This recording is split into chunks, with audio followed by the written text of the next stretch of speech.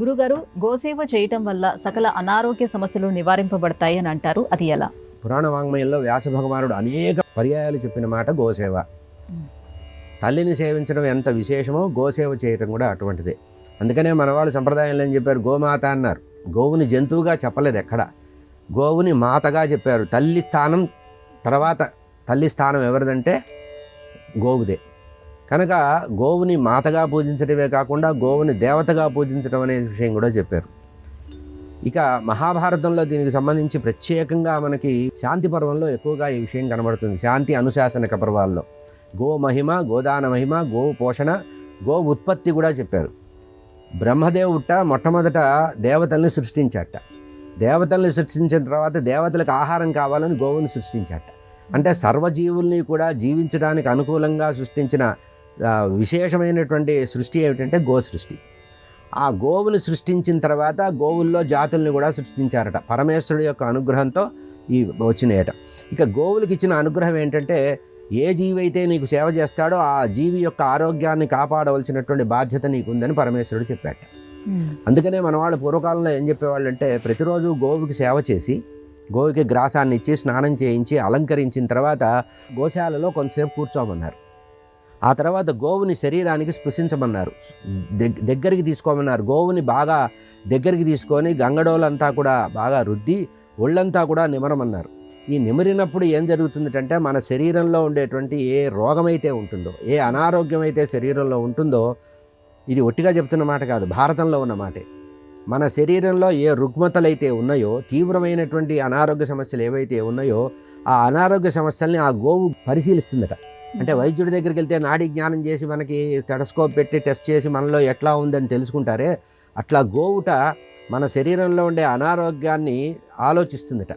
మనకు ఆరోగ్యం రావాలంటే ఏం చేస్తుందంటే, అడవికి వెళ్ళినప్పుడు, అంటే పూర్వకాలంలో అయితే గోవు మేతకు వెళ్ళేది కదా, ఆ వెళ్ళినప్పుడు అరణ్యంలో మన అనారోగ్యానికి సంబంధించినటువంటి నివారకమైనటువంటి ఔషధ గుణాలు ఉండేటువంటి గ్రాసాన్ని తింటుందట. అంటే అక్కడ వనమూలికలు, అటువంటి గడ్డి కానీ ఏదన్నా ఉంటే, కొత్త కొత్త ఔషధ మొక్కలు ఉంటాయి కదా, వాటిని ఆహారంగా తీసుకొని వాటిని పాల రూపంలోకి మార్చి మనకు ఔషధ రూపంలో గోవు క్షీరం ఇస్తుందట. అట్లా గోవుని కొంతసేపు కనుక మనం దగ్గరికి తీసుకొని రోజు దాని సేవ చేస్తే మన ఆరోగ్య విషయం తాను తీసుకుంటుందట. తాను తీసుకొని ఆ ఔషధ రూపంలో పాలు ఇస్తుందట. కనుక ఆ పాలని కనుక మనం తాగితే రోగాలు తగ్గుతాయి అనేది భారతంలో ఉండేటువంటి ప్రత్యేక విషయం. కనుక గో సేవ చేస్తే మన గురించి గోవు ఆలోచిస్తుంది. అయితే ఇప్పుడు రోజులు ఎట్లా ఉన్నాయంటే, ఎక్కడో పాలు తెచ్చుకొని మనం తీసుకుంటాం, ఎక్కడో గోవు ఉంటే ఆ గోవు దగ్గరికి వెళ్ళి ఇంత గ్రాసం ఇచ్చి బొట్టు పెట్టి దాన్ని 4 ఫోటోలు తీసుకొని బయటకు వస్తున్నాం మనం. ఇది గోసేవ కాదు. ప్రతివాడు కూడా తన జీవితంలో 3 తరాలు గోవుని సేవించాలట. అంటే ఒక దూడతో కూడినటువంటి గోవుని కొనాలి, కొన్న తర్వాత దానికి మళ్ళీ 2 తరాలు సంతానం వచ్చే వరకు గోవుని సేవ చేయాలట. ఇట్లా గోవు సేవ చేయడం వల్ల మన కుటుంబానికి సంబంధించిన సమస్తమైనటువంటి ఆరోగ్య సమస్యల్ని అర్థం చేసుకొని గోవు మనకు అనుకూలమైనటువంటి పాలని ఉత్పత్తి చేసి ఇస్తుంది. కనుక గోవుని సేవించిన వారికి ఆరోగ్యం వస్తుందని ప్రధానంగా ఇది. ఇక ఆ గోవుకు సంబంధించినటువంటి పంచగవ్యాలు ఉన్నాయి, ఆవు నుంచి వచ్చేటువంటి పంచ ఔషధాలు ఉన్నాయి. ఆ 5 ద్వారా కూడా మనకి ఆరోగ్యానికి సంబంధించింది. క్యాన్సర్కి గోమూత్రానికి సంబంధించినటువంటి పదార్థాలు, గోమూత్రంతో తయారు చేసిన కొన్ని ఔషధాలలో క్యాన్సర్ని నివారించేటువంటి ఔషధాలు కూడా తయారీ ఉన్నాయి. ఆయుర్వేదంలో కూడా చెప్తారు, మంచి ఆవు నెయ్యితో కలిపి ఈ ఔషధం తీసుకోండి అంటారు. అంటే ఆరోగ్యానికి గోవుకు సంబంధించిన ప్రతి వస్తువు, ప్రతి ఉత్పత్తి కూడా మనకి ఉపయోగమిస్తుంది.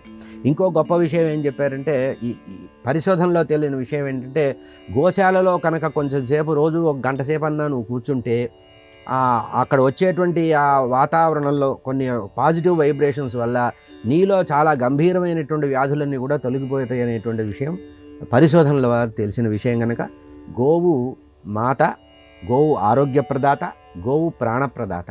ఇంకా గొప్పగా ఏం చెప్పారంటే, కొన్ని ఔషధాలు తీసుకునేటప్పుడు గోవుకు సంబంధించిన గోక్షీరం, కపిల గోవు యొక్క క్షీరంతో తయారు చేసిన పదార్థాలు కనుక ఆయుర్వేదంలో కలిపి తీసుకుంటే సంతానం లేని వారికి కూడా సంతానం కలుగుతుంది, అనేక లాభాలు చెప్పారు. కనుక గోవు ఐశ్వర్యకారకమే కాకుండా ఆరోగ్యప్రదమైనటువంటి విషయం.